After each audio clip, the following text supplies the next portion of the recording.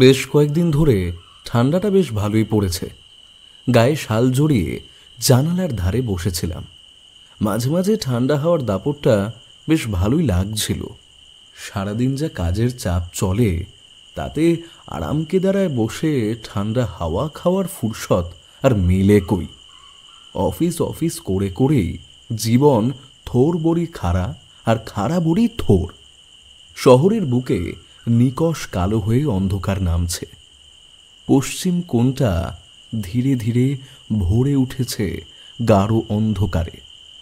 গতকাল থেকে বাড়িতে একাই বিচরণ করছি, কারণ আমার অর্ধাঙ্গিনী গেছে তার বাপের বাড়ি। তাই প্রথম দিকে সেই একাকিত্ব বেশ ভালোই উপভোগ করছিলাম, কিন্তু সেসব ক্ষণিকের মাত্র। ঘণ্টাখানেক তো দূর, তার আগেই মনটা খারাপ হয়ে উঠেছিল যাওয়ার পর থেকে।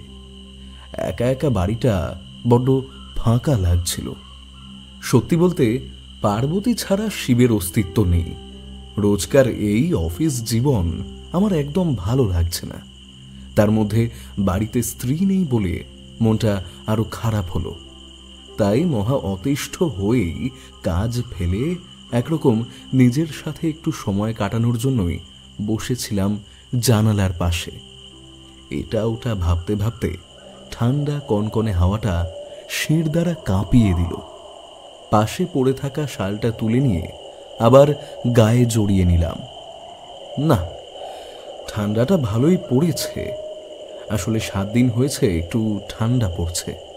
বাড়িতে স্ত্রী থাকলে এতক্ষণে যে আমাকে কতবার বলতো গায়ে মোটা কিছু দিতে, তার ইয়ত্তা নেই গো। আর সে নেই বলেই আমি ছন্ন ছাড়া হয়ে এসব করে বেড়াচ্ছি। বেশ কিছুক্ষণ বসে থাকার পর ভাবলাম, যাই, 1 কাপ গরম গরম চা আদা দিয়ে বানিয়ে ফেলি। আরাম কেদারা ছেড়ে উঠতে যাব, ঠিক এমন সময় হঠাৎ বাইরের দরজায় টোকা পড়ার আওয়াজ পেয়ে কপালে ভাঁজ পড়ল আমার। এই অসময়ে তো কারোর আসার কথা নয়। কে আসতে পারে ভাবতে ভাবতে এগিয়ে গেলাম দরজা খুলতে।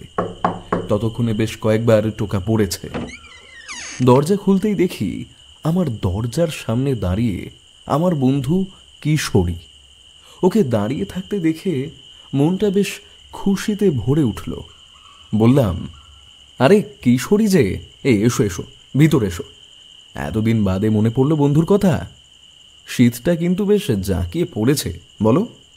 একেবারে যদি এতগুলো প্রশ্ন করো তবে উত্তর দিই কেমন করে? ভেতরে আসতে বলবে না নাকি?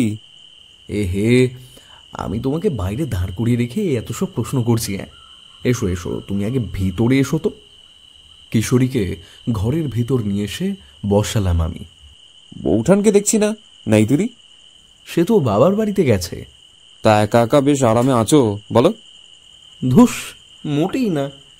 একা থাকাটা মোটেই সুখের নয়, বরং বড় কষ্টদায়ক। তাই নাকি? বলো কি হে? যাই হোক, সেসব ছাড়ো, তুমি বসো। আমি 2 কাপ চা করি কড়া করে। খাবে তো নাকি? আহা, না না, ওসব করতে হবে না। এমনিতেই একা রয়েছো, আর ঝামেলা বাড়াতে হবে না আমার জন্য। শোনো না, একটা কথা বলি। বলো, কি বলবে? এরকম হালকা হালকা শীতের আমেজে গল্প না হলে কি জমে বলো তো? যাবে নাকি আজ তারানাথের বাড়ি? কিশোরীর কথা শুনে আমার মনটা বেশ ভালো হয়ে গেল। সত্যিই তো, এমন পরিবেশে দাওয়ায় বসে তারানাথের অতিপ্রাকৃত অভিজ্ঞতা শুনলে বড় ভালো লাগবে, এতে আর সন্দেহ কিসের। অবশ্যই যাও, কেন নয়? বেশ তো, তবে তৈরি হয়ে নাও, দেরি না করে। কিশোরীর কথায় তাড়াতাড়ি তৈরি হয়ে বেরিয়ে পড়লাম। পাড়ার মোড়ের দোকানের সামনে পৌঁছতেই কিশোরী বলল, আরে ভুলেই যাচ্ছিলাম তো, রোসো রোসো, আমি আগে তেলে ভাজা নিয়ে নিই। 1 প্যাকেট পাসিং শো কিনে নিতেও ভুললাম না। দরজা ঠেলে বাড়ির দাওয়ায় প্রবেশ করে দেখলাম তারানাথকে দেখা যাচ্ছে না। দরজায় আলতো টোকা মারতেই চারিমা এসে দরজা খুলে দিল। আমি প্রশ্ন করলাম, ঠাকুরমশাই বাড়ি আছেন তো? হ্যাঁ, বাবা বাড়িতেই আছেন, তবে হাত দেখছেন। আপনারা আসুন, ভেতরে এসে বসুন। বাবার কাজ হয়ে গেলেই বাবা এসে দেখা করবেন। বলেই সে আমাদের বসতে দিয়ে ভিতরের ঘরে চলে গেল। আমরা বেশ আরাম করেই বসলাম, তবে আমাদের মনটা একটু খারাপ হয়ে গেল। হ্যাঁ, আশা করে এলাম, কিন্তু যা মনে হচ্ছে তাতে তো নিরাশ হয়েই ফিরতে হবে। আমার মনটাও একটু খারাপ লাগছিল, কিন্তু কিছু তো বলা যায় না। যতই হোক, এটা তো তার রুজি রোজগার। আমাদেরকে খুশি করতে সে তার মূল্যবান সময় দেয় আমাদেরকে। নানা অভিজ্ঞতার ডালি নিয়ে বসে। কাকাবাবু, আপনারা বসুন, আমি চা দিয়ে যাচ্ছি। ভিতর থেকে তারানাথ আর আরেকজনের চাপা কণ্ঠস্বর কানে এলো। আমি আর কিশোরী মুখ চাওয়াচাওয়ি করে মিনিট 5 বসে রইলাম। তারপরেই ভিতর ঘর থেকে বেরিয়ে এলো তারানাথ আর বছর 32-এর একজন ভদ্রলোক। তিনি তারানাথকে প্রণাম জানালেন। তারপর বিদায় জানিয়ে প্রস্থান করতেই তারানাথ বলল, কে বলেছে তোমাদের নিরাশ হয়ে ফিরতে হবে? আমি তো আছি নাকি? যখন আশা নিয়ে এসেছো তখন আরেকটু অপেক্ষা করো, আমি আসছি। বলেই সে ভিতরের ঘরে চলে গেল। আমরা অবাক হয়ে গেলাম। ভিতরের ঘর থেকে তো আমাদের কথোপকথন তার শোনার কথা নয়, তাহলে উনি জানলেন কিভাবে? অবশ্য এমন অবাক হওয়ার মতো কথা তিনি প্রায় বলেন, কিন্তু এর রহস্য উদ্ধার করতে আমরা কোনোদিনই পারি না। মিনিট 5 মধ্যেই তিনি গরম গরম মুড়ি একটা বাটিতে করে এনে আমাদের সামনে রাখলেন। কিশোরী পাসিং শোয়ের প্যাকেট আর তেলে ভাজার প্যাকেট দিতে দিতে বলল, মানে ঠান্ডা হয়ে গেছে আর কি। এক্ষুনি আসছি গরম করে, এই একটু বসো দেখি তো তোমরা। তেলে ভাজা গরম করে এনে আমাদের সামনে দিয়ে নিজে তক্তপোষে বসলেন তিনি। বাইরের দিকে চেয়ে বললেন, তা তোমরা সবাই ভালো আছো তো? আর বাড়ির সবাই ঠিকঠাক? হ্যাঁ, আমরা ভালোই আছি, বাড়ির সবাইও ভালো আছে। বেশ বেশ। তা বসে আছো কেন বাপু হাত গুটিয়ে? খাও খাও, মুখে তোলো দেখিনি। আমরা গরম গরম মুড়ি চিবোতে লাগি। আপনারা চারিমায়ের জন্য একটা কেক এনেছিলাম, এই তো সবে সবে 25শে ডিসেম্বর গেল, তাই আর কি। এই নিন ঠাকুরমশাই।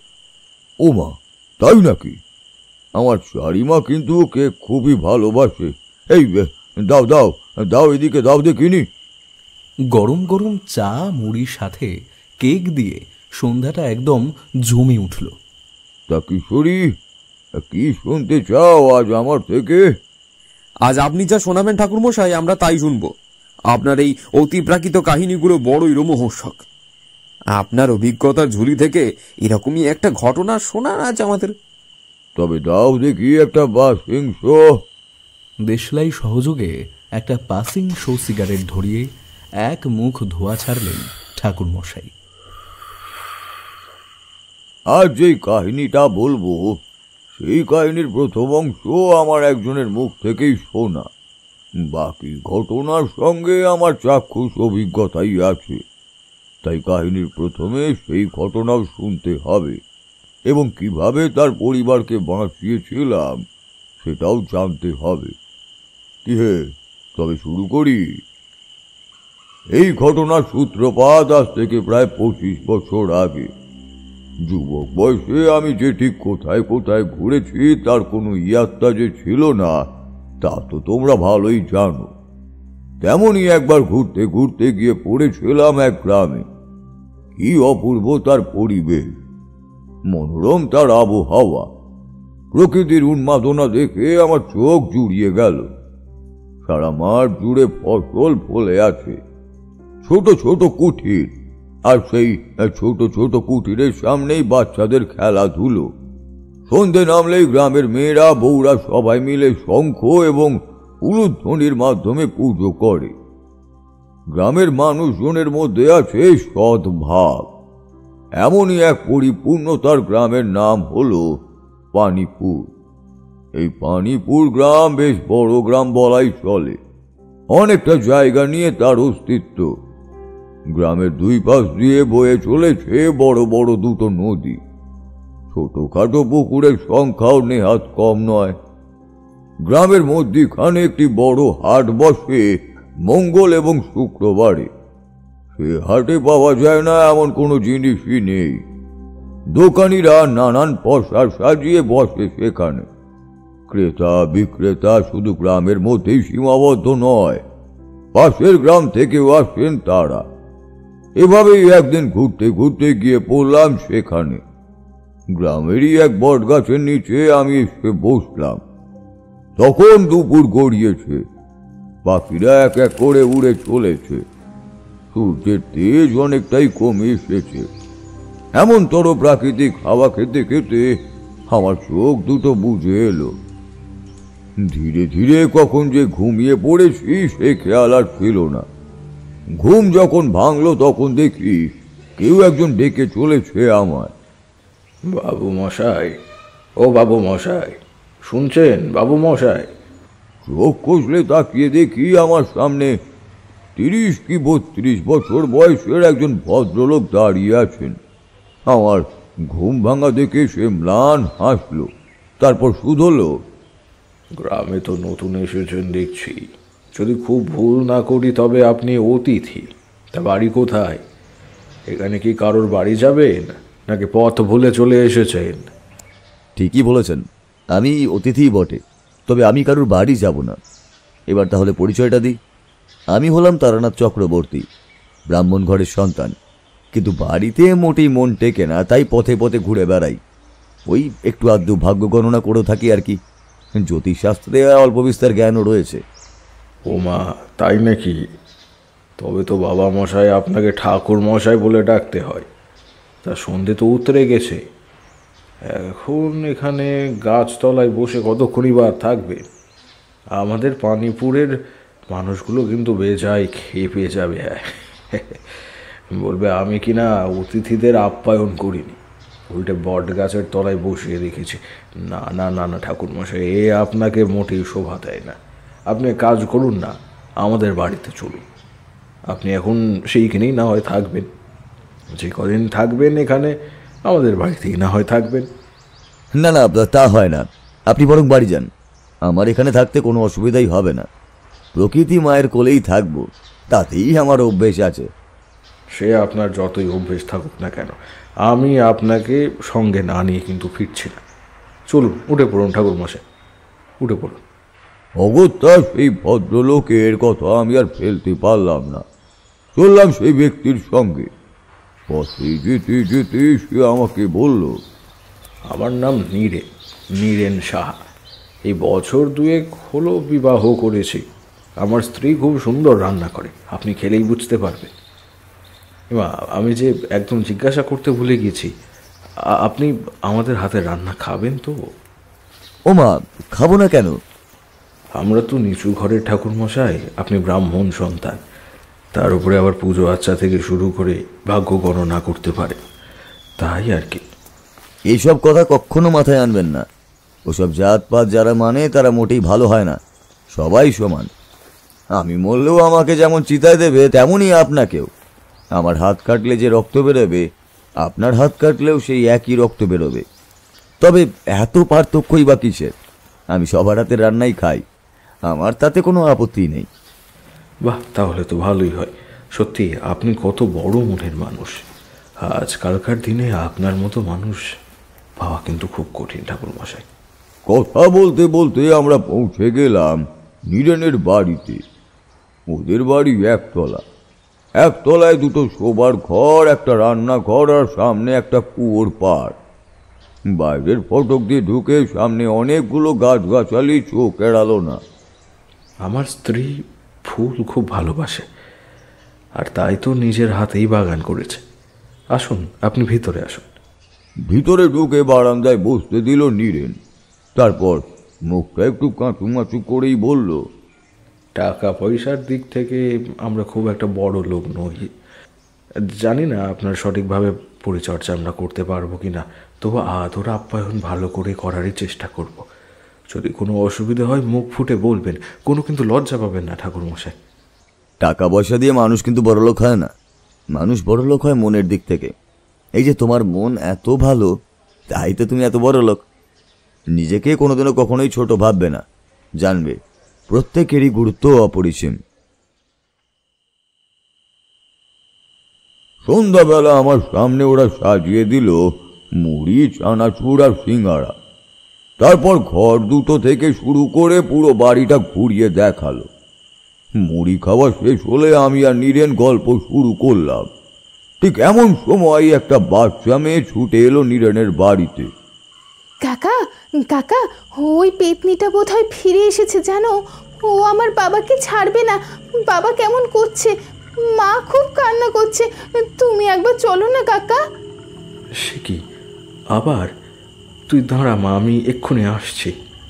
আমিও তোমার সঙ্গেই যাব নীরেন, চলো। বাচ্চাটাকে সঙ্গে নিয়ে নীরেনের সাথে গিয়ে পৌঁছলাম পাশেই একটা বাড়িতে। সেই বাড়িতে মোট 3 জন প্রাণী, বাচ্চাটার বাবা এবং তার মা। ঘরের ভিতরে প্রবেশ করতেই দেখি সেই বাচ্চার বাবা এক কোণে সিটকে বসে আছেন, আর সেখান থেকেই থেকে চিৎকার করে উঠছেন উনি। ছেড়ে দে আমায়, পিশাচিনী, ছেড়ে দে আমায়। আমার বাবাটাকে তো মারলি, আর কি চাস তুই? হ্যাঁ, আর কি চাস? কোন রকম সান্ত্বনা বাক্য দিয়ে বুঝিয়ে সুজিয়ে বিপ্লবকে রেখে আমি আর নীরেন ফিরে এলাম নীরেনের বাড়িতে। ব্যাপারটা ঠিক কি বলো তো নীরেন? সে এক বিশাল কাহিনী। এই কাহিনী শুনতে হলে আপনাকে একটা ডায়েরি দেখতে হবে। আপনি এখানে বসুন, আমি ঘর থেকে ডায়েরিটা নিয়ে আসছি। মিনিট 5 মধ্যেই একটা খয়েরি রঙের ডায়েরি নিয়ে উপস্থিত হলো নীরেন। সেটা আমার সামনে দিয়ে বলল, ওই ডায়েরি থেকে আমরা সমস্তটা জানতে পেরেছিলাম, কিন্তু আজ পর্যন্ত জানা যায়নি যে ওই ডায়েরিটা কে লিখেছে। কারণ ডায়েরি পড়ে যেটা মনে হয় সেটা কখনো সত্যি হতে পারে বলে মনে হয় না। আপনাকে আগে এই ডায়েরির কথা বলি, না হয় তারপর বিপ্লবের কথা বলবো। আমি আপনাকে যা যা বলবো সবই কিন্তু এই ডায়েরিতে লেখা রয়েছে। এমন কোনো তথ্য আমার কাছে নেই যেটা এখানে নেই। আমাদের সমস্ত ধারণাটাই হচ্ছে এই ডায়েরি থেকে আসা। ডায়েরিটা কে লিখেছে জানি না, তবে আজ আমি আপনাকে ডায়েরিটা পড়ে শোনাচ্ছি। এই পৃথিবীর বিরাট খাতায় সবচেয়ে দুর্বল স্থান হলো মন, আর সবচেয়ে শক্তিশালী অস্ত্র হলো ভালোবাসা। কিন্তু সেই ভালোবাসার প্রতিদানে কেউ যদি হত্যালীলায় মেতে ওঠে, তবে কি সেই ভালোবাসাই রূপ নেবে প্রতিশোধের? বলা হয়, সুবিশাল এই মহাবিশ্বে আমরা যা কিছু প্রদান করব, তাই আমাদের কাছে ফিরে আসবে আশীর্বাদ কিংবা অভিশাপ হয়ে। নিজের কর্মের ফল থেকে কি রক্ষা পাবে সে, নাকি ভয়ঙ্কর মৃত্যুই হবে তার শেষ পরিণতি? প্রশান্ত। শান্ত অথচ প্রখর গলায় এক মেইলি কণ্ঠস্বরে নিজের নাম শুনতেই বুকের ভেতরটা কেঁপে উঠল। অন্ধকার শুনশান নির্জন পাহাড়ি রাস্তায় এমন কণ্ঠ নিঃসৃত ডাক উপেক্ষা করার ক্ষমতা আমার নেই, কিন্তু উত্তর দেওয়ার সৎ সাহস যে আছে তা বলি কি করে? আমার কপালে ধীরে ধীরে ফুটে উঠছে বিন্দু বিন্দু ঘাম। বুকের ভেতরের হৃৎপিণ্ডটা যেন এখনই ফেটে বেরিয়ে আসবে।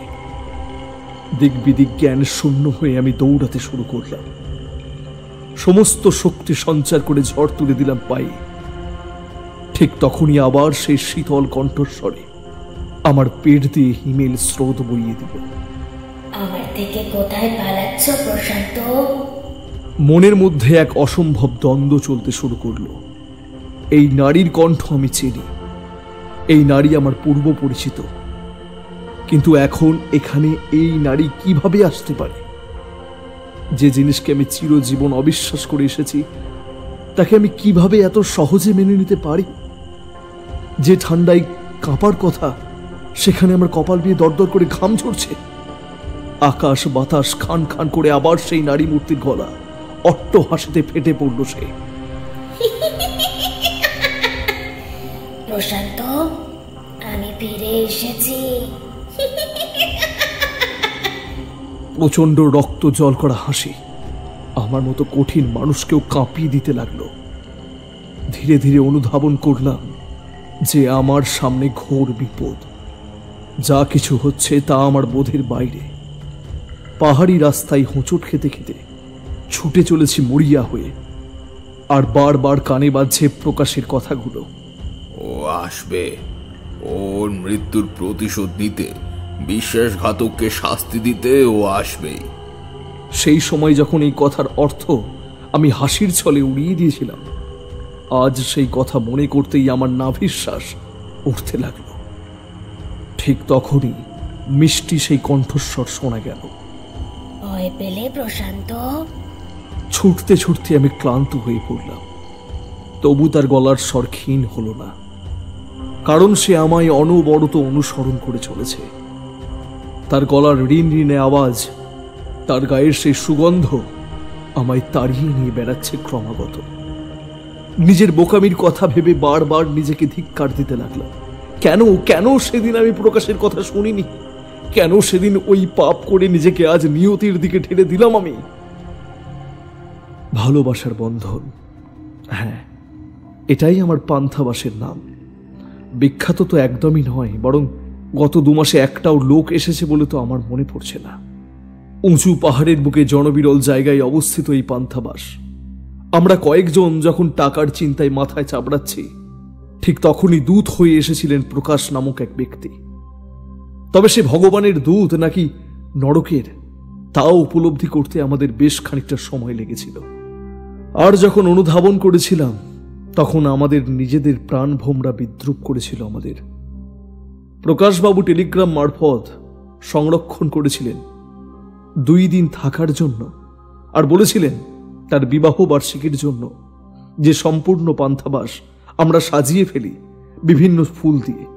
মন্দার বাজারে এত ফুলের খরচের কথা ভেবে যখন ইতস্তত করছি, তখন তিনি আমার মনের ভাব বুঝে বলেছিলেন যে সাজানোর সমস্ত খরচা তিনি নিজে বহন করবেন।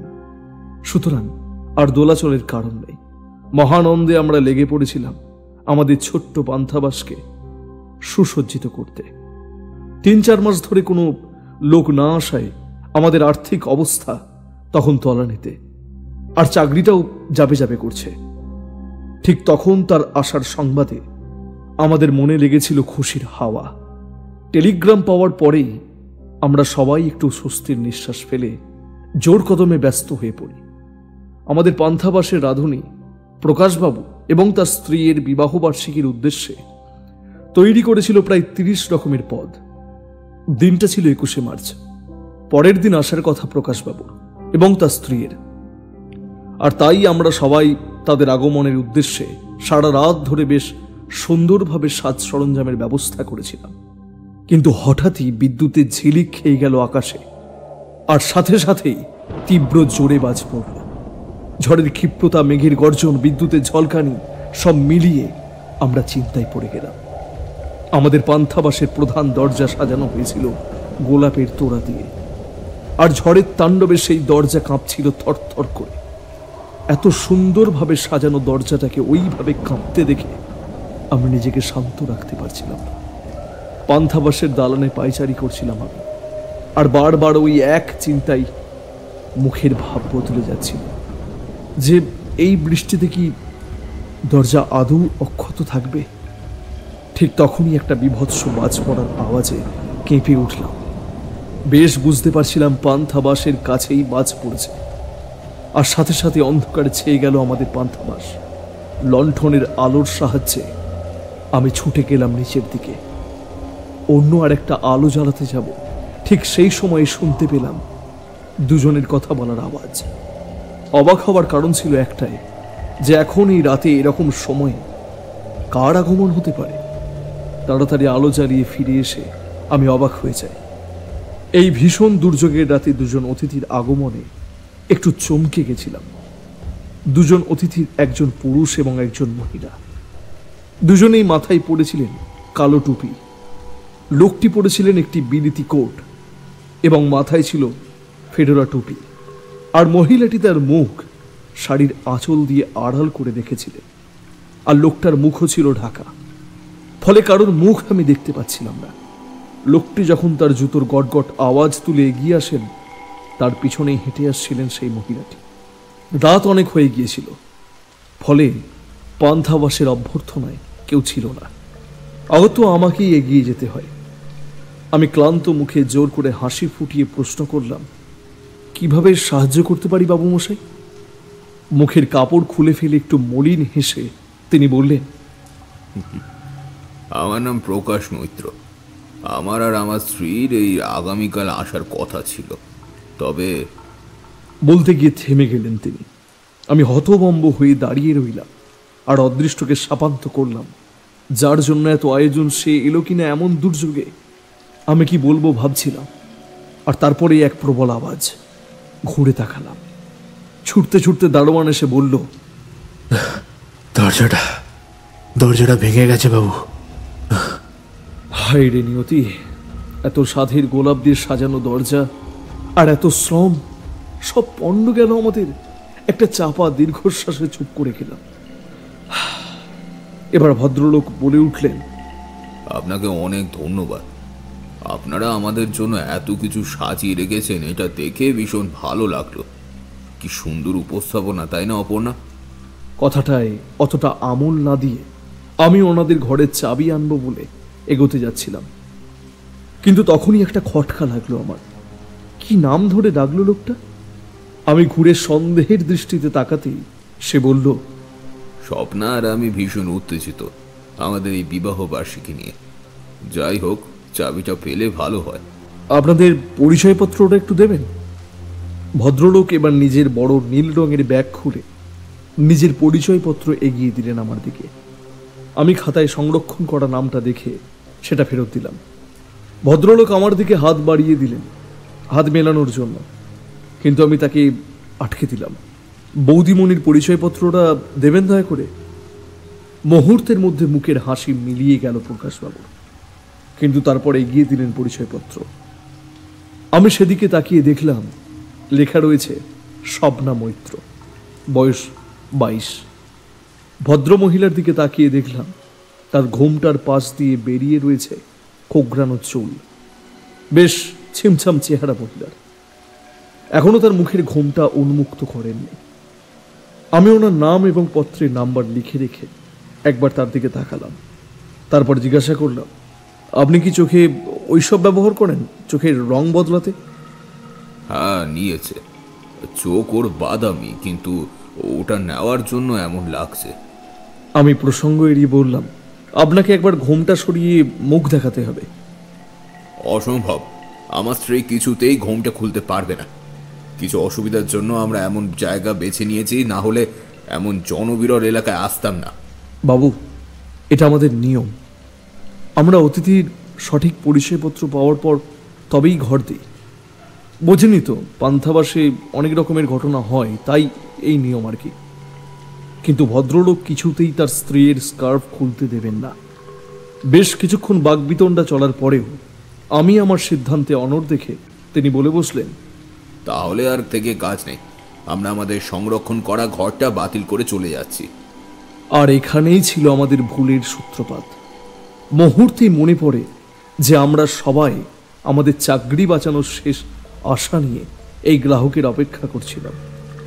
পুরো পান্থাবার সাজিয়ে রেখেছিলাম, আর এখন যদি তারা চলেই যায় তবে আমাদের চাকরি আর কেউ বাঁচাতে পারবে না। আমি কোনোদিন নিয়ম ভঙ্গ করিনি, কিন্তু আজ আমায় করতেই হলো। আমি ছাড়াও হোটেলে উপস্থিত ছিল দারোয়ান এবং আরও একজন ছেলে অমিত। বাধ্য হয়ে ছেলেটিকে বললাম অতিথিদের জিনিসপত্র যেন তাদের ঘরে পৌঁছে দেয়। নিজের মূল্যবোধের সাথে আপোষ করে মোটেই খুশি হয়নি, তাই আমি প্রকাশবাবুর দিকে তাকিয়ে মেকি হাসি দিতে পারলাম না। পান্থাবাসের বাইরে ঘাস জমি পেরিয়ে এসে দাঁড়িয়ে সবেমাত্র সিগারেট জ্বালানোর চেষ্টা করছিলাম, কিন্তু সিগারেটটা জ্বলল না, মনে হয় ভিজে গেছে। কয়েকবার চেষ্টা করেও যখন ব্যর্থ হলাম তখন মেজাজটা খিচড়ে গেল। বারবার মনে হচ্ছিল ওই মহিলা আর যাই হোক স্বপ্না মৈত্র হতে পারেন না। যদি তা না হয় তবে উনি কে? আশঙ্কায় বুকটা কেঁপে উঠল একবার। এসব ভাবতে ভাবতে পান্থাবাসের ভেতরে ঢুকে এলাম। ঝড়ের দাপট কমলেও বৃষ্টি তখনও পড়ে চলেছে অনবরত।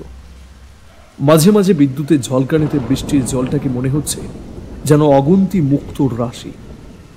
এর সাথে ভয়ঙ্কর দুর্যোগের রাত্রিও নৈসর্গিক রূপ নিয়ে উপস্থিত হয়েছে। এই তুমুল বৃষ্টিতে বাড়ি ফিরতে পারবো না তা বেশ বুঝতে পারছিলাম। পান্থাবাসেই রাত কাটাতে হবে, এটা ভেবে মনটা খারাপ হয়ে গিয়েছিল। প্রকাশ মৈত্র একটা লোক বটে। এই তুমুল বৃষ্টিতে কেমন চলে এসেছে। দালান রাখা একটা সোফার ওপর বসলাম, আর সারাদিনের খাটুনিতে চোখে ঘুম নেমে এলো। কিন্তু এ ঘুম আমার স্থায়ী হবে না তা জানতাম না তখনও। একটা উন্মত্ত আওয়াজ আর একজনের ভয়ে কাঁপা গোঙানির আওয়াজে ধড়মড় করে উঠে বসলাম আমি। শব্দ অনুসরণ করে এগোতেই গাড়ি রাখার জায়গায় বসে আছে অমিত। থরথর করে কাঁপার কারণ জিজ্ঞাসা করতে যাব, ঠিক এমন সময় চোখ পড়ল যেখানে, তাতে আমার সব ঘুম যেন নিমেষে উবে গেল। কারণ প্রকাশ মৈত্রের কালো ঘোড়ার গাড়ির ভেতরের এক কোণা থেকে ঝুলছে একটি হাত। অমিতকে ইশারা করতেই সে কোনো মতে ছুটে বেরিয়ে যাচ্ছিল দারোয়ানকে ডাকার জন্য। কিন্তু তখনই দারোয়ান উপস্থিত হলো। মনে সাহস সঞ্চয় করে আমি ধীরে ধীরে এগিয়ে গেলাম। তারপর এক টানে খুলে ফেললাম গাড়ির দরজা। সঙ্গে সঙ্গে আমাদের তিনজনের গা গড়িয়ে উঠল। ভেতরে রয়েছে এক পচা গলা মৃতদেহ। মৃতদেহটা উল্টে ছিল, তাই তার মুখটা দেখতে পাইনি। নাকে রুমাল চাপা দিয়ে এগিয়ে যেতে দেখলাম সেই মহিলার পরনের শাড়ি ওড়না ঠিক বিয়েতে একজন নারী যেমন পরে। সারা শরীরে যেন বিদ্যুৎ খেলে গেল। আর বুঝতে বাকি থাকলো না যে মৃতদেহটা কার। তৎক্ষণাৎ মনে পড়ে গেল কদিন আগের প্রকাশ মৈত্রর করা টেলিগ্রামে সে বলেছিল, আমাদের বিবাহ বার্ষিকী আমরা ওখানেই উদযাপন করতে চাই, একদম বিয়ের মতো করে। মুহূর্তের মধ্যে দরজা লাগানোর দায়িত্ব দারোয়ানকে দিয়ে আমি আর অমিত দুজনেই দৌড় লাগালাম প্রকাশ বাবুর ঘরের দিকে। প্রকাশ, তোকে আমি ছাড়বো না, সারা জীবন শুধু জেলে পচে মরবি তুই। রুদ্ধশ্বাসে ছুটে গিয়ে ঘর নাম্বার 37-এ টোকা মারলাম, কিন্তু ওপাশ থেকে কোনো সাড়া শব্দ এলো না। আমি জোরে জোরে দরজায় ধাক্কা দিতে শুরু করলাম, কিন্তু নিশ্চুপ সবকিছু। পকেট থেকে ডুপ্লিকেট চাবি বের করে দরজা খুলতে শিউরে উঠলাম। বিছানার উপর পড়ে রয়েছে অপর্ণা দেবী। তার মানে প্রকাশ মৈত্র একজন খুনি। এমন দুর্যোগের রাতে একসাথে দুটো মৃতদেহ দেখে নিজেকে স্বাভাবিক রাখার ক্ষমতা আমি ধীরে ধীরে হারাচ্ছিলাম। ঘর থেকে বেরোতেই খেয়াল হয় আমার পিছু পিছু অমিত আসছিল। তাহলে ও কোথায়? এক ছুটে নিচে নামতেই দেখি অমিত মাটিতে পড়ে রয়েছে, পা দুটো ফালা ফালা কাটা, আর একটু দূরেই উপুর হয়ে পড়ে রয়েছে।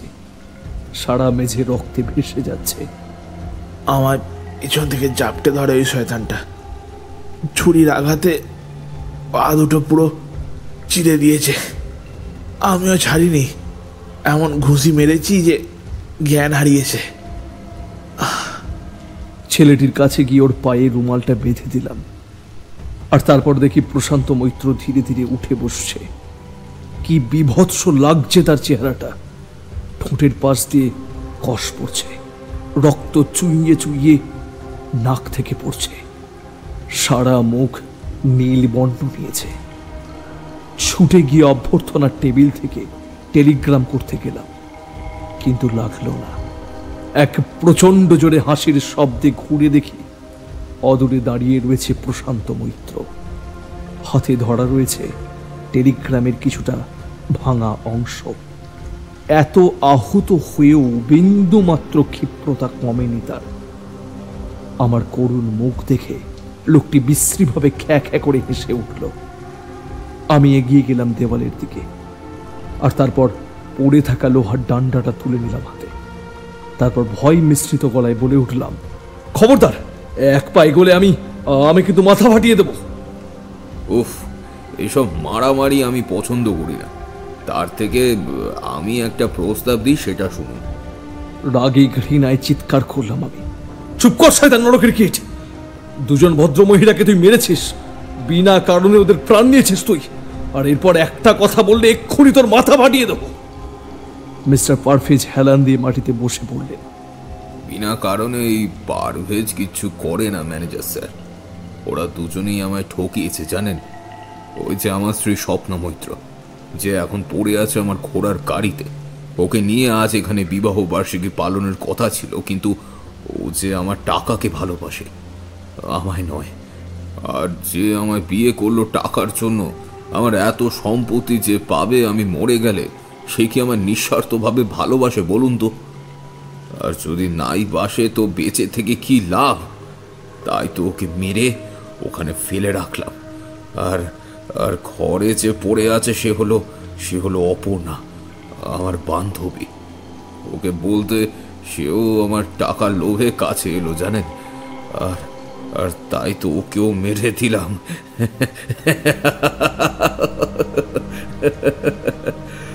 বদ্ধ উন্মাদ! প্রস্তাবটা তো শোনো। আমার স্ত্রী আর বান্ধবীর দুজনের দেহ পুঁতে ফেলো, আর তার বদলে তোমরা পাবে 20,000 টাকা। আমরা দুজনে চমকে উঠলাম। সে বলে যেতে লাগলো, দেখো, যে টাকার জন্য আমি দুজনকে খুন করলাম সেই টাকা আমি তোমাদের হাতে তুলে দেব, বদলে শুধু এইটুকু করে ফেলো, কেমন? টাকার লোভ দেখিয়ে আমাদের ক্রয় করতে চাইছে লোকটা। এ কেমন পছন্দ! মুহূর্তে দেখি অমিত নামক ছেলেটি তার ফালা ফালা পা নিয়ে ওঠার চেষ্টা করছে। আমি চেঁচিয়ে উঠে, অমিত, কি করতে যাচ্ছ তুমি? দেহ পুঁততে বাবু। আপনার দরকার না থাকলেও আমার টাকাটা খুব দরকার বাবু। আমি চমকে উঠি। টাকার নেশায় কি বলছে অমিত? অমিত চলে যেতেই প্রশান্ত মৈত্র মাটিতে গড়াগড়ি খেয়ে হাসতে শুরু করে। আমি উঠে গিয়ে লোকটার কলার চেপে ধরি। আরে আরে, আপনি তো ভদ্রলোক মশাই। আর আপনি কি জানেন যে 20,000 টাকার সম্পূর্ণ আপনি পাবেন? আমি কলার ছেড়ে দিয়ে জিজ্ঞাসা করি, মানে? ওই ছেলেটা বড্ড ভীতু বুঝলেন মশাই, কেমন ভয়ে কাঁপছিল দেখেননি? আর আমার বন্দুকে 3টে গুলি আছে, তো একটা ওই অমিতের জন্য, একটা ওই দারোয়ানের জন্য, আর একটা না হয়। পুরো শরীরের শক্তি তখন আমার হাতে এসে জড়ো হয়েছে। এই মানুষরূপী নেকড়েটার স্বরূপ দেখে আমি বিস্মৃত হয়ে যাচ্ছিলাম। আর লোকটি তার বিভৎস রক্ত জল করা হাসিতে আমায় কাঁপিয়ে দিচ্ছিল। ঠিক তখনই দেখতে পেলাম খোঁড়াতে খোঁড়াতে ঢুকছে অমিত, আর সাথে সাথে প্রশান্ত মৈত্র তার প্যান্টের পকেট থেকে বের করে আনলো বন্দুক আর গর্জে উঠল। সাথে সাথে মাটিতে পড়ে গেল অমিত। আমি আর সহ্য করতে পারছিলাম না। উঠে গিয়ে প্রশান্ত মৈত্রের সামনে দাঁড়ালাম আর চিৎকার করে বললাম, ও আসবে, ও ওর মৃত্যুর প্রতিশোধ নিতে আসবে। বিশ্বাসঘাতককে শাস্তি দিতে ও আসবেই। প্রশান্ত মৈত্রের দুটো চোখ জ্বলন্ত কয়লার মতো জ্বলে উঠল। তারপর সে বলল, কে আসবে? লাশানো? ওই রূপকথার পিশাচিনি যে কিনা তার স্বামীর বিশ্বাসঘাতকতা শাস্তি দেয়? কি বাচ্চাদের মতো কথা! হায় রে! আমার চোখ দিয়ে জল পড়তে লাগলো। আমার কিছু করার ছিল না। আমি বলে ফেললাম, কেন কেন করলেন খুনগুলো? কি চান আপনি? আমার স্ত্রী আমার টাকা দেখে বিয়ে করলো জানো, আর যেই বান্ধবীকে বললাম আমার স্ত্রীর সঙ্গে বিবাহ বিচ্ছেদ করব, ও অমনি আমায় বিয়ে করবে বলে দিল। না না, ভালোবাসা টালোবাসা কিছু নয় বুঝলেন, সব টাকা। আর এই অমিত, সেও তো টাকার জন্যই। আর এই যে আপনি, হ্যাঁ আপনি এখনো আমায় আঘাত করেননি, কেন জানেন? কারণ আমার কাছে 20,000 টাকা আছে, আপনি তা জেনে গেছেন। তাই যতক্ষণ অমিত জানতো না ততক্ষণ সে আমার সাথে লড়ে গেছে। আর আর আপনিও তো মারতে এসেছিলেন আমায়, তাই না? হ্যাঁ।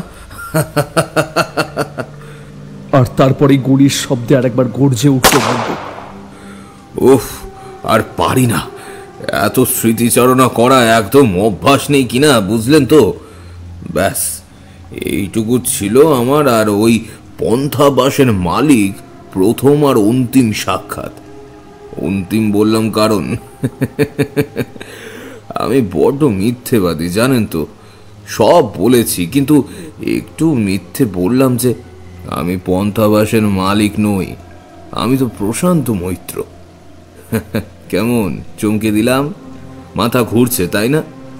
আসলে ওই সৎ মালিক হয়ে ওর দৃষ্টিভঙ্গিতে কথা বলার চেষ্টা করছিলাম। কারণ আর যাই হোক, সে কিন্তু খুব সরল মনের ছিল। হ্যাঁ হ্যাঁ হ্যাঁ, খুনগুলো আমিই করেছিলাম। প্রথমে আমার স্ত্রী, তারপরে বান্ধবী, পন্থাবাসের মালিক আর দারোয়ানকে। কিন্তু বিশ্বাস করুন, ওই নিরীহ মালিককে আমি একদম মারতে চাইনি। কিন্তু ওই যে বড্ড বেশি সৎ ছিল লোকটা, আরো দুটো গুলিও যে অবশিষ্ট ছিল, তাই গুলি দুটো সৎ ব্যবহার করলাম। আর যাই হোক, 20,000 টাকা বলে কথা, যার জন্য একজনকে মরতে হলো সেটাই কিনা বেহাত হবে? হ্যাঁ, না না না, প্রশান্ত মৈত্র এত বোকামি করবে না। তবে আজ আমি ছুটে চলেছি দিক বিদিক জ্ঞান হারিয়ে। আমার শুধু একটাই চিন্তা হচ্ছে, সত্যি হবে না তো মালিকের কথাগুলো? আমার ভালোবাসার প্রতারণার জন্য কি আমার স্ত্রী স্বপ্না পরিণত হয়েছে পিশাচিনীতে? সে কি তবে সত্যি লাসায়না হয়ে উঠেছে? হ্যাঁ, সেই অভিশপ্ত পিশাচিনী হয়েই কি ফিরে এসেছে ওয়াজিয়া তার মৃত্যুর প্রতিশোধ নিতে? তাকে ঠকিয়ে অন্য নারীর সাথে সম্পর্ক বাঁধার শাস্তি কি মৃত্যু? না না না না, এ হতে পারে না। ওকে আমি নিজের হাতে গলা টিপে মেরেছি। তারপর ওর দেহ ঘোড়ার গাড়ির ভিতরে রেখেছিলাম। ও মৃত। ধীরে ধীরে অনুভব করলাম দুটো ঠান্ডা হাত আমাকে আলিঙ্গন করছে পিছন থেকে। এক অপার্থিব শক্তির বেষ্টনীতে আমি আটকে পড়েছি। আমি যন্ত্রণায় চিৎকার করে উঠতেই হাত দুটো হালকা হলো, আর তারপরেই অনুভব করলাম আমার কাঁধে কেউ যেন থুতনি ঠেকিয়ে মিহি কণ্ঠে বলছে, তোমায় খুব ভালোবেসেছিলাম জানো প্রশান্ত। তোমার বাড়ি, টাকা, সম্পত্তি এসব দেখে নয়। যখন তুমি বেকার ছিলে তখন থেকে তোমায় নিঃস্বার্থভাবে আমি ভালোবেসেছি। আর তুমি আমার ভালোবাসার প্রতিদানে অন্য নারী, এমনকি আমার প্রাণটাও কেড়ে নিলে। আমার ভালোবাসার বিনিময়ে আমার সাথে বিশ্বাসঘাতকতা করলে, আর আমায় দিলে যন্ত্রণার মৃত্যু। তার কণ্ঠ ধীরে ধীরে আরো তীক্ষ্ণ হয়ে উঠছিল, সাথে কান্না ভেজা স্বর। আমি মুহুর্মুহ কেঁপে উঠছিলাম। এবার বলে ফেললাম, স্বপ্না, স্বপ্না, আমায় ক্ষমা করো স্বপ্না, আমায় ক্ষমা করো। সে এবার আমার সামনে আবির্ভূত হলো। কোনো ছায়া নয়, বরং তার নিজের রূপে সে ফুটে উঠল। আমি আর্তনাদ করে উঠলাম, ভয় পেও না প্রশান্ত। তুমি আমায় ভালোবাসতে না পারলেও আমি তো তোমায় ভালোবাসি। আমি শুধু তোমার কাছে একটা জিনিস নিতে এসেছি, ওটা নিয়েই আমি চলে যাব। বলো স্বপ্না, বলো স্বপ্না, কি চাই? কি চাই তোমার? কি চাই স্বপ্না?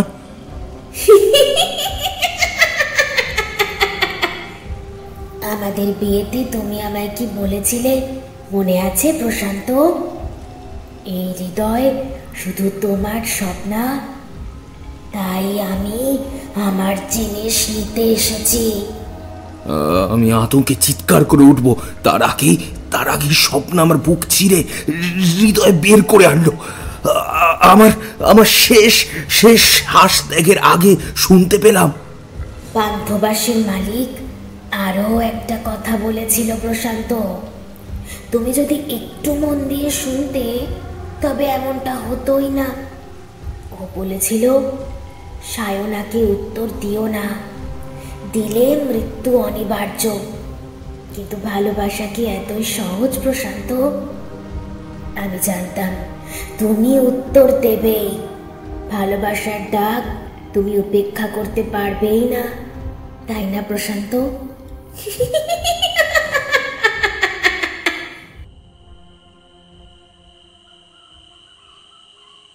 এত অবধি পড়ে নীরেন ডায়েরিটা বন্ধ করলো। সত্যি, যদি লেখাটা প্রকাশ মৈত্রের হয়, তার জন্য তো প্রকাশ মৈত্রকে পৃথিবীতে থাকতে হবে। কিন্তু সে তো মারা গেছে, এমনকি এই পান্থাবাসের কেউই আর বেঁচে নেই। আচ্ছা, এই প্রকাশ মৈত্র যে মারা গেছে, তার কি কোনো প্রমাণ আছে? তার মৃতদেহ চাক্ষুষ দেখেছেন? আমি দেখিনি, তবে অনেকেই দেখেছে। বুক ছিঁড়ে হৃৎপিণ্ডটা কেউ খুবলে নিয়েছিল। পড়েছিল পাহাড়ের ধারে। স্থানীয়রাই খবর দেয় পুলিশে, তারপর বাড়ির লোক যায়। তখন বিপ্লব অনেক ছোট, কতইবার বয়স হবে, 5 বছর হবে। তার মানে মৃত্যুটাও সত্যি? যদি তাই হয় তবে ডায়েরিটাই বা লিখলো কে? আচ্ছা, তারপর এখন এর ব্যাপারটা একটু খুলে বলুন তো। সবই ঠিক ছিল। বিপ্লব আস্তে আস্তে বড় হয়।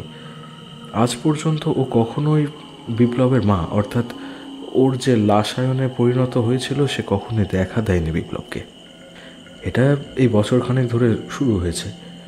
বছর 6 হলো বিপ্লব নতুন বিবাহ করেছে। প্রথম প্রথম সব ঠিকঠাকই ছিল, কিন্তু ওর যা মাথা গরম, তাতে তো রেগে গেলে মাথা ঠিক থাকে না। আর তাই রেগে গেলে ওর স্ত্রীকে মারধর করে। যেদিন থেকে বাড়িতে মারধর শুরু হয়েছে সেদিন থেকেই নাকি ও ওর মা, অর্থাৎ ওই লাশায়নাকে দেখতে পাচ্ছে। যত দেখে ভয় পাচ্ছে ততই সে স্ত্রীকে মারছে, আর যত মারছে ঠিক ততবার লাশায়না তাকে দেখা দিচ্ছে। সর্বনাশ করেছে। আচ্ছা, এই বিপ্লব কোনোভাবে তার স্ত্রীকে ঠকাচ্ছে না তো?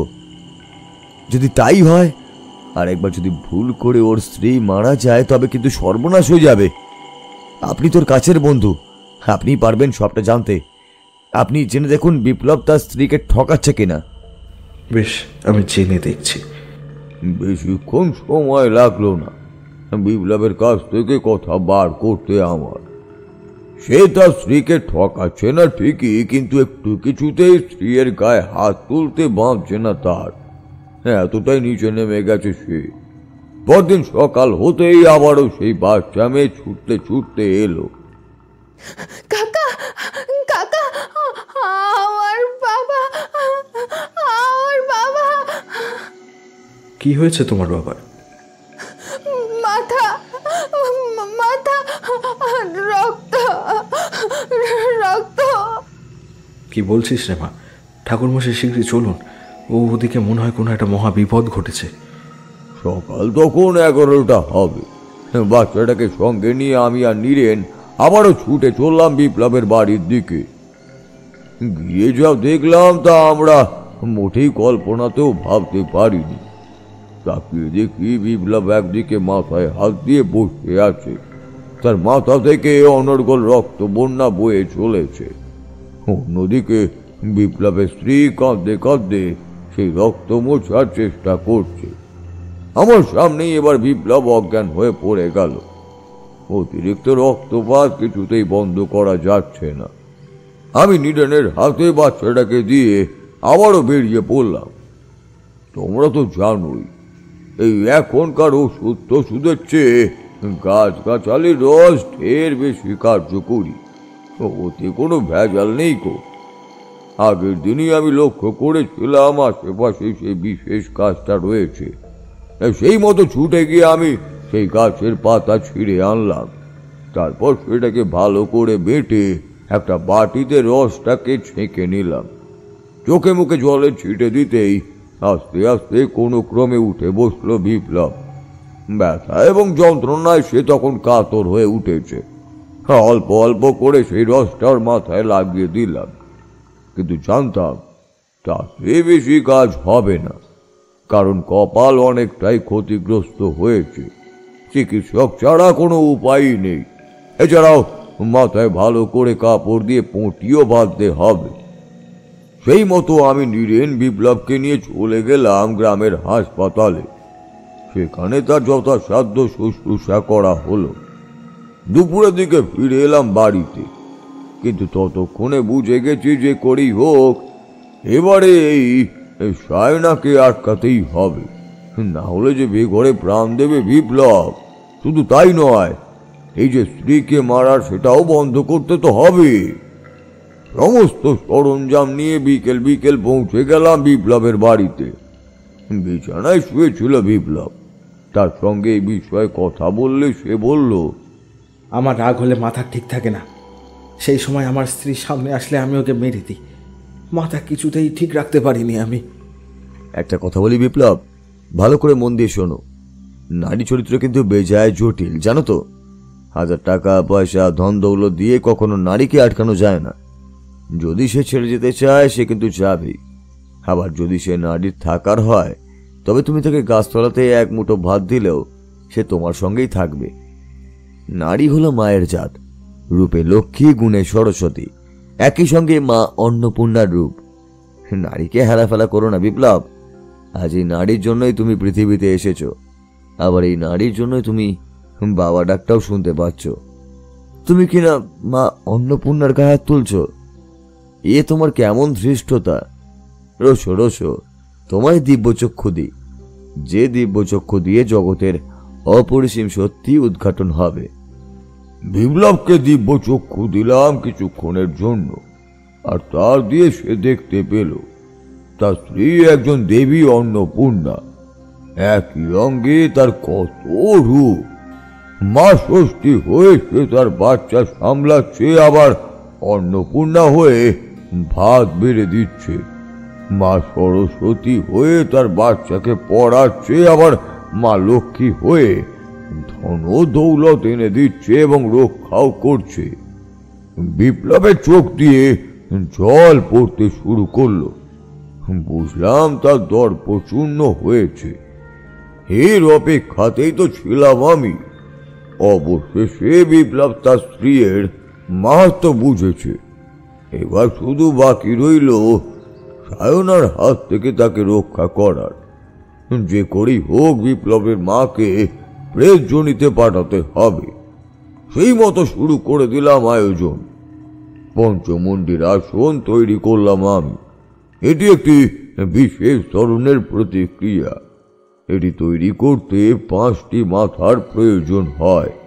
প্রথম হলো চাড়াল অথবা চণ্ডালের মাথা, দ্বিতীয় হলো কেউটে জাতীয় বিষধর সাপের মাথা, তৃতীয় হলো শিয়াল অথবা বেজির মাথা, চতুর্থ হনুমানের মাথা এবং পঞ্চম অপঘাতে মৃত্যু হওয়া কোনো মানুষের মাথা। এই 5 প্রকার মাথা সংগ্রহ করার পর সেগুলোকে শোধন করতে হয়। মদ দিয়ে শোধন করার পর পঞ্চামৃত অর্থাৎ দুধ, দই, ঘি, মধু আর চিনি দিয়ে শুদ্ধ করা হয়। এই পঞ্চমন্দির আসন তৈরি করার পর সেই 5টি মাথাকে মাটি খুঁড়ে চাপা দিয়ে দিতে হয়। তারপর সেই স্থানটিকে ভালো করে মুড়ে বেদির আকার দিতে হয়। এই সব শেষ করতেই পিছন থেকে শুনতে পেলাম সায়নের কণ্ঠস্বর। এই সমস্ত কিছুর আয়োজন হয়েছিল বিপ্লবের বাড়ির উঠোনের মাঝখানে। আশেপাশে বড় বড় গাছ গাছালি। আসন তৈরি করতে গাছগুলো তুলতে শুরু করলো। আমাদের চোখের সামনে যেন মহাশূন্য উপস্থিত হয়েছে। সে পিশাচিনী সায়না সোজাসুজি তাকায় আমাদের দিকে। তার চোখে তখন সর্বগ্রাসী ধ্বংসাত্মক কাল ক্ষুধা। শিয়ালের ডাক ভেসে আসছে কখন বিদারী কান ফাটা শব্দে। আশেপাশে 64 যোগিনীরা নৃত্য করছে। তাদের খলখল হাসিতে কেঁপে উঠছে আকাশ বাতাস।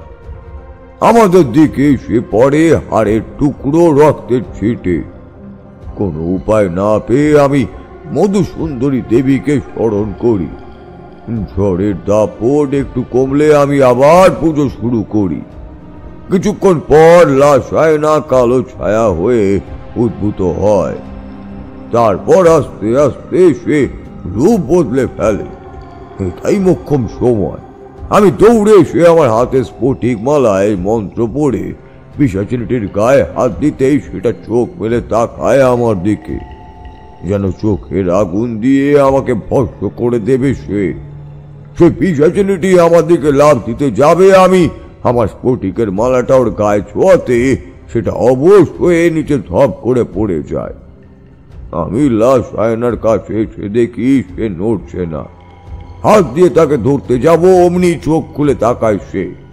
আমার হাত ধরে সেটা ঘাড়ে উঠতেই কেমন বিজাতীয় আওয়াজ করে বলে সে, বিপ্লব অনেক বড় অপরাধী, ওর বউকেও মারে, ওকে ছাড়বো না আমি।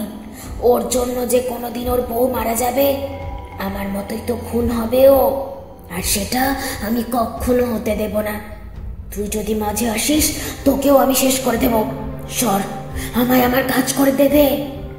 তুমি ভুলে যাচ্ছ যে ওটা তোমার ছেলে। আর বিপ্লবের দিব্য চক্ষু উন্মুক্ত হয়েছে, সে কখনোই আর তার স্ত্রীকে আর কষ্ট দেবে না। হ্যাঁ, আমি ওর হয়ে কথা দিচ্ছি, তুমি ওকে ছেড়ে দাও। না না না, ছাড়বো না, আমি ছাড়বো না, একদম ছাড়বো না। হ্যাঁ, আমি জানি তুমি মুক্তি পাওনি, প্রেতজনিতে আটকে পড়েছ, আর তাই এবার তোমার মুক্তির পালা। তোমায় আমি মুক্তি দেব স্বপ্না দেবী। আমার মুখে তার নিজের নাম শুনে পিশাচিনীর চোখটা জল জল করে উঠল। তারপর শুরু করলাম যজ্ঞ। প্রেতজনি থেকে মুক্তি দিতেই লাশ আয়না রূপ ধীরে ধীরে বদলে গেল। বিপ্লবের মাকে ঠিক যেমন দেখতে ছিল সেই রূপেই সে ফিরে এলো। তারপর হাত জোর করে প্রণাম করলো আমায় এবং ধীরে ধীরে মিলিয়ে গেল বাতাসে। সপ্তাহখানেকের মধ্যেই তোমার মাথার ব্যথা ঠিক হয়ে যাবে। তারপর তোমায় একটা কাজ কিন্তু করতেই হবে বিপ্লব, সেটা হলো পিণ্ডদান। তার জন্য কি কি নিয়ম পালন করতে হবে আমি তোমাকে বলে দিচ্ছি। পিণ্ডদানে পিণ্ডা প্রস্তুত করা এবং অর্পণ করা জড়িত, যা প্রয়াতদের আত্মার প্রতিনিধিত্বকারী প্রতীকী চালের বল।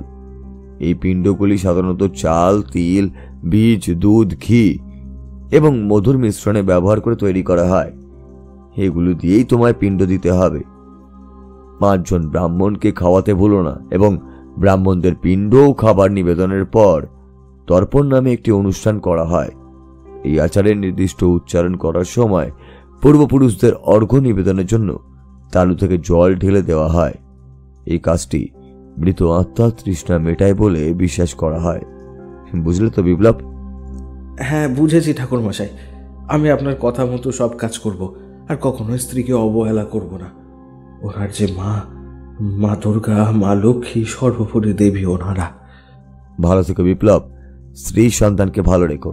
মনে রেখো, এই বাড়ির বট গাছ কিন্তু তুমি, তাই তোমায় ছায়া দিতেই হবে, দিতে হবে আশ্রয়। মনে থাকবে তো? এত অবধি বলে থামলেন ঠাকুরমশাই। পাসিং শোয়ের অবশিষ্টটুকু তখন নারকেলের মালায় গোঁজা রয়েছে। স্মিত হাসলেন বাইরের দিকে তাকিয়ে, তারপর বললেন, হাজারো অভিজ্ঞতা হয়েছে জীবনে, সেটা কখনো ভালো কখনো বা খারাপ। তবে একটা জিনিস বুঝেছি, নারী ও সম্মানের মতো পাপ পৃথিবীতে দুটো নেই। পুরুষের সম্মান ও ভালোবাসায় নারী পূর্ণতা পায়। নারীরা কিছুই চায় না শুধু সম্মান আর ভালোবাসা ছাড়া। ওদের এই বিশেষ দুটো জিনিস দিলেই তারা পৃথিবীর সব সুখ এনে দেবে তোমার কাছে, বুঝলে? সত্যিই তাই। স্ত্রী মানে হলো অর্ধাঙ্গিনী। নিজের সব কিছু ছেড়ে, শখ আহ্লাদ ভুলে নিজের আত্মীয় স্বজনকে ছেড়ে আসে সে তোমার কাছে। এটুকু তো তাকে দেওয়াই যায়। রাত বাড়ছে হু হু করে, আর দেরি করলাম না। আবার খুব শীঘ্রই আসবো বলে কথা দিয়ে কিশোরীকে নিয়ে বেরিয়ে পড়লাম বাড়ির উদ্দেশ্যে।